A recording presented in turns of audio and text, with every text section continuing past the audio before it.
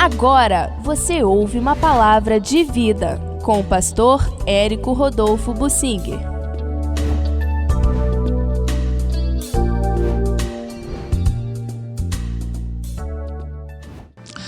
O profeta Daniel e a escritura na parede do palácio do rei Belsazar. Vamos procurar entender isso que está no capítulo 5 do livro de Daniel.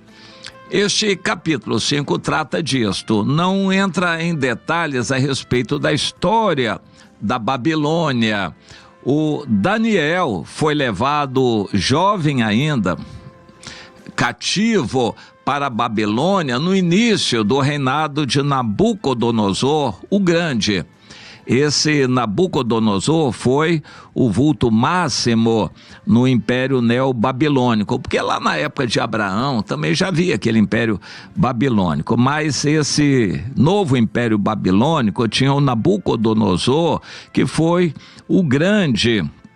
E Nabucodonosor foi poderoso, tinha uma visão ampla de proteger a cultura e ele expandiu bastante o Império Babilônico, conquistou a Judéia e levou um pouco do povo cativo, não muitos, os que foram 5 a 10 mil, dependendo do texto da Bíblia, que foram cativos para a Babilônia. Lá eles se multiplicaram e quando voltaram, os 70 anos se cumpriram, eles tiveram a permissão já do rei Ciro da Pérsia para voltar e reconstruir o templo da primeira vez com Zorobabel e o sumo sacerdote Josué, e já voltaram 50 mil.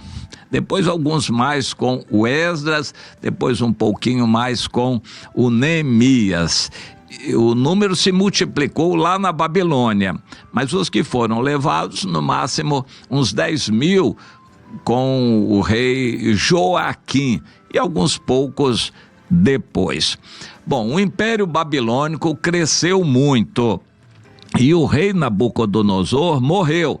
O Daniel continuou. O Daniel ficou durante todo o reinado de Nabucodonosor e entrou no sucessor dele, que era o Evil-Merodach, ainda mencionado na Bíblia, reinou apenas 2 anos e também morreu. Aí o Neriglissar assume o trono, governou por pouco tempo, 4 anos também. E aí ele morreu e o Labazi-Marduk reinou por poucos meses, até que veio o Nabonido, que foi o último rei oficial do Império Babilônico.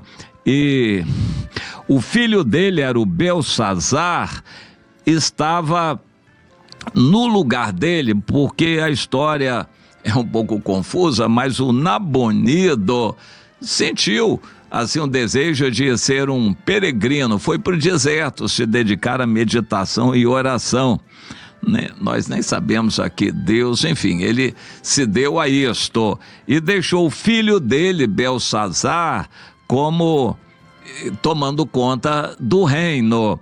E o Belsazar foi esse que é mencionado aqui no capítulo 5 de Daniel. Portanto, Daniel perpassou todas essas fases de todos esses reis da Babilônia, até o evento que acontece aqui em Daniel no capítulo 5, quando os medos e persas entram na cidade de Babilônia e acabam destruindo a cidade de Babilônia, estabelecendo o Império Medo-Persa. Logo no primeiro ano de Ciro, rei da Pérsia, a ordem foi dada para permitir os judeus voltarem e reconstruírem o templo em Jerusalém. Eu quero focalizar aqui este reinado do Belsazar. Aparentemente, novo na idade, o rei era o pai dele, o Nabonido, o Belsazar se deu a uma vida muito leviana. Reuniu num salão do palácio dele 1000 dos mais importantes. Ele queria aparecer, se mostrar perante a elite do império. Reuniu 1000 dos principais, dos mais importantes. Mandou trazer os utensílios de ouro e de prata de Jerusalém, que Nabucodonosor, seu pai, tinha trazido, para que eles usassem. Eram objetos consagrados a Deus de ouro e de prata, taças e vasilhas, que eles queriam usar no banquete, e deram louvores aos seus deuses, aos ídolos, e, enfim, isso ofendeu a Deus de uma tal maneira que Deus agiu. Eles sabiam o que estavam fazendo, e o Daniel depois, quando vem mais tarde, lança em rosto do rei, que o rei sabia de tudo aquilo. Quando ele mandou trazer aqueles objetos consagrados a Deus, lá do templo de Jerusalém, que já não existia mais, e eles queriam beber vinho, bebidas alcoólicas, e usar aqueles objetos e dar louvores aos deuses deles, aquilo ofendeu a Deus e o Senhor agiu. No mesmo instante, apareceram os dedos de mão de homem e escreviam defronte do candeeiro, na caiadura da parede do palácio real. O rei via os dedos que estavam escrevendo. Interessante. Não havia luz elétrica, o salão era grande, certamente muitas lamparinas, aqui chamadas de candeeiros, se espalhavam, e o salão era pintado de branco, a caiadura, para poder ficar um pouco mais claro à noite. E eles certamente estavam reunidos à noite. Quando o rei viu aquela mão, supostamente uma mão gigante, uma mão grande, escrevendo na parede alguma coisa em hebraico que o Belsazzar não entendia, então ele ficou apavorado com aquilo, o semblante dele mudou, os pensamentos o turbaram, as juntas dos seus lombos se relaxaram e os joelhos tremiam tanto que batiam um no outro. E o rei ordenou que se introduzissem na sua presença os encantadores, os caldeus e os feiticeiros.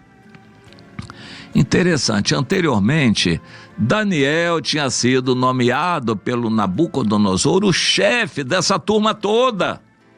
Mas agora ele já estava no chamado ostracismo, esquecido, largado, abandonado, ninguém dava nada pelo Daniel, ele já estava perto de 80 anos de idade também, já bem velhinho, e nem chamaram, nem lembraram do Daniel. E o rei ofereceu presentes. Qualquer um que ler essa escritura na parede e me declarar a sua interpretação será vestido de púrpura, trará uma cadeia de ouro ao pescoço e será o terceiro no meu reino. Então entraram todos os sábios e não puderam fazer o rei saber a interpretação. E aí o rei se apavorou mais ainda, até que a rainha mãe soube da coisa, não sabemos se era a mãe dele ou a avó.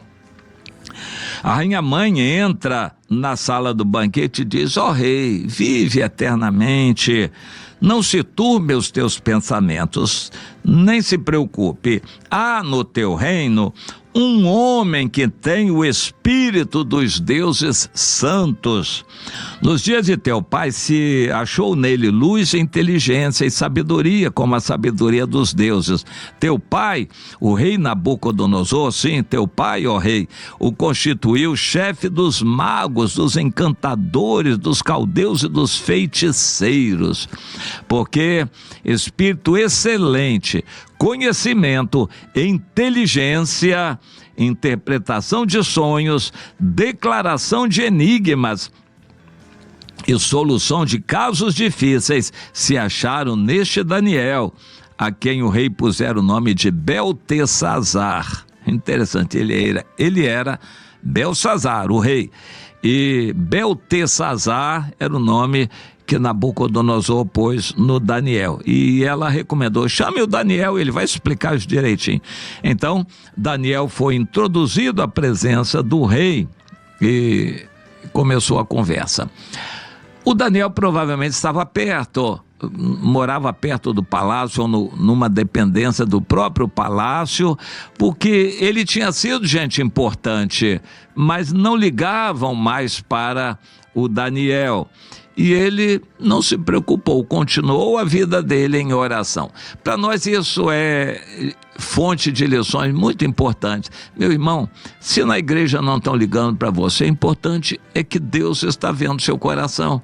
Se você não está tendo oportunidade, não está sendo reconhecido no trabalho que você faz, melhor ainda, a recompensa você vai receber de Deus. Não trabalhe para homens para se mostrar, para ser visto na igreja. Trabalhe para Deus. No momento certo, Deus vai fazer as coisas acontecerem. Trabalhe para Deus. O Daniel nem se preocupou, estava velhinho no canto dele, orando, lendo, estudando, meditando, orando a Deus. Ele vivia assim, até que a situação se enrolou de uma tal maneira que ninguém mais podia dar solução senão Daniel, por causa do Deus de Daniel. E isso vai acontecer com você, comigo, com qualquer um de nós. Siga o seu caminho obediente a Deus. Na hora certa, Deus vai fazer as coisas acontecerem. Foi o que aconteceu. E aí o rei falou: ô Daniel, você pode me interpretar isso? Ei, deixa eu contar uma história para o senhor. O seu pai, na verdade era bisavô, tetravô, o Nabucodonosor, ele fez isso e reconheceu, ele foi comer capim, depois ele reconheceu que Deus era o Deus verdadeiro, que tem um domínio sobre toda a terra. E tu, rei Belsazar, sabendo de tudo isso, não humilhaste o teu coração perante o Senhor, embora soubesse de tudo isto. E o Daniel disse: olha, eu não quero recompensa nenhuma, mas eu vou interpretar. Mas primeiro o rei vai ter que ouvir a verdade, por que essa mão veio e escreveu isso aí. E então, ó rei, por causa dessa transgressão, o Senhor, conhecendo tudo o que o Nabucodonosor tinha passado e reconhecido em Deus, o Senhor não ligou para isso. Então veio essa mão e escreveu: Mene, Mene, Tekel e Parsim. Contou Deus o teu reino, deu cabo dele e entregou aos medos e persas. Essa é a interpretação. Foi tremendo aquilo. O rei ficou satisfeito com a resposta, mas certamente o banquete acabou e o rei começou a se apavorar com as consequências daquilo ali, mas nem teve muito tempo, porque naquela mesma noite, e assim termina o capítulo 5 de Daniel, naquela mesma noite os medos e persas entraram na cidade de Babilônia e mataram. Naquela mesma noite, mataram o rei Belsazar. E diz o texto aqui que Dario, medo, com cerca de 62 anos, se apoderou do reino da Babilônia. O que a história diz é que Ciro era o maior, mas o general que entrou na cidade de Babilônia era Dario, o medo que se tornou ali o rei da Babilônia. Mas o Ciro era de tudo, de todo o império. E Daniel foi reconhecido, levado para a sede do império e se tornou grande no império medo-persa também, porque Deus queria.